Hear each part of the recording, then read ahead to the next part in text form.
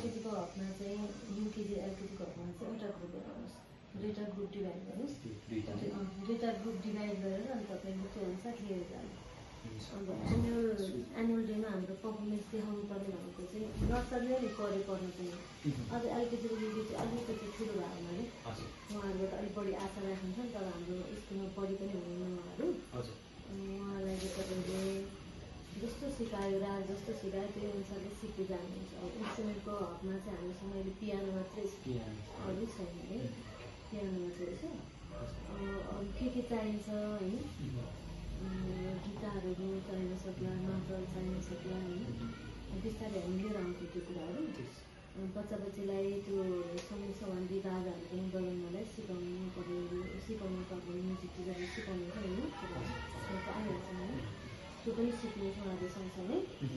सङ्गीतको मात्र पनि पर्फर्मेन्स कुनै बेला बच्चाहरूले म्युजिक आफै गरेर गर्नु थालेको हुन्छ नि। तपाईँहरूले बच्चाहरूले के भन्छ तपाईँहरूको भाषामा, बच्चाहरूले कसैले मादल गर्ने इन्ट्रेस्ट गर्ने मादल गर्नुहुन्छ, कसैले गिटार गर्नुहुन्छ, कसैले पियानो गर्नुहुन्छ, त्यो सामूहिक रूपमा अरू कसरी गराउने सङ्गीत भनेर त्यो तपाईँले गर्न सक्नुहुन्छ भने त्यो पनि लानुहोस् होइन।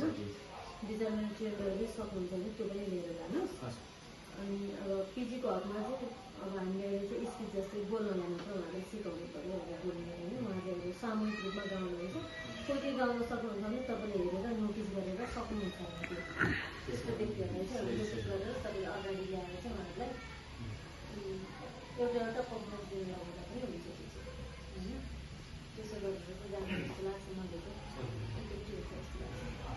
अब तपाईँले हप्ता दिन गर्नुभयो भने चाहिँ सबै बच्चाको आउने बानी अनि कतिसम्मको ट्यालेन्ट हुन्छ, को क्या चाहिँ हुन्छ, कस्तो हुन्छ तपाईँले थाहा पाउनुहुन्छ होइन।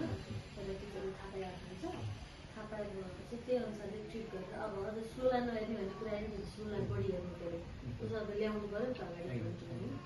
अब जो क्याजी चाहिँ उसलाई एकपल्ट भने चाहिँ गर्नुहुन्छ भइहाल्यो, तर स्लोलाई पनि सँगसँगै चाहिँ लिँदै जानु, त्यो हो आशा। प्रायोरिटी चाहिँ स्लोमा दिनुपर्छ।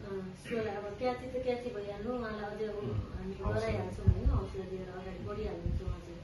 स्लोलाई चाहिँ पछाडि पनि नपढाउँछ उहाँहरू, स्लोलाई पनि हामीले विशेष प्राथमिकता दिएर उहाँलाई अगाडि ल्याउनु चाहन्छ, त्यो चाहिँ गर्नु पऱ्यो।